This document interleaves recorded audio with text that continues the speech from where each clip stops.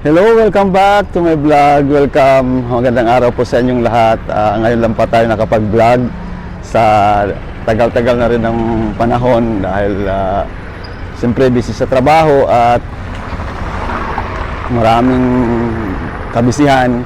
So ito, ngayon na tayo nag-vlog. So kumusta po kayo? Sana nasa mabuti kayong kalagayan. Once again, welcome to my vlog. Ito ang first vlog ko sa 2026. Nalamat ako sa patuloy niyong suporta sa aking pag-vlog. Ngayon pala, nandito tayo sa Cozumel, Mexico. Nakikita niyo naman.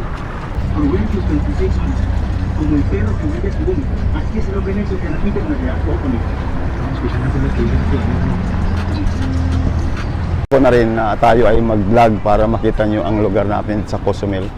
Ito pala ang privilege namin na bilang isang seafarer o isang seaman ang makalabas sa mga iba't ibang lugar sa ibang bansa. So nandito po tayo sa Cozumel. Yan po. At ito po yung background ko. Ayun, yun ang barko na aming sinasakyan. Yung kulay puti, yung walang mga drawing, yun ang barko na sinasakyan ko. Yan. So ngayon ay nakalabas tayo. So sinadya ko na rin na mag-vlog, no? At nagpapasalamat ako dahil napaabot ko pala yung 100,000 subscribers sa aking YouTube channel. So maraming salamat po sa patuloy niyong suporta. Thank you very much to all my subscriber, the one who believe me, especially to our international subscribers. Thank you very much to all of you. At sa mga kasama ka kababayan ko mga Pilipino, salamat din po sa inyong patuloy na suporta. Okay, so ito, nagkataon ako na mag-vlog. Nandun po tayo ngayon sa Cozumel, Mexico. Okay, so ito mga kababayan. Hello! Hey! Yes! So, see, hello! Hola! Hola, Coca-Cola! Yo! Oh, this is yeah, Mexicano! Manny Pacquiao! Oh, ah! Okay, so, okay,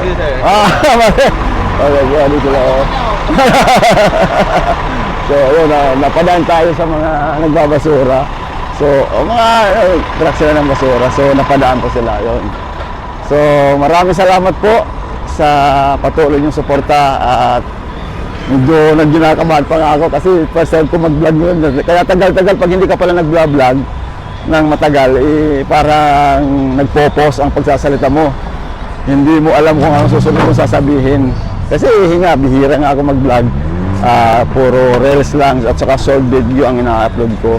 Pero salamat din dahil sa ganun, ang bilis sa lumago ang aking subscriber sa YouTube channel. Yung pala, yung consistent ka lang mag-upload, tuloy-tuloy, hindi ko na namalayan na ako ay umabot na sa 100,000 subscriber.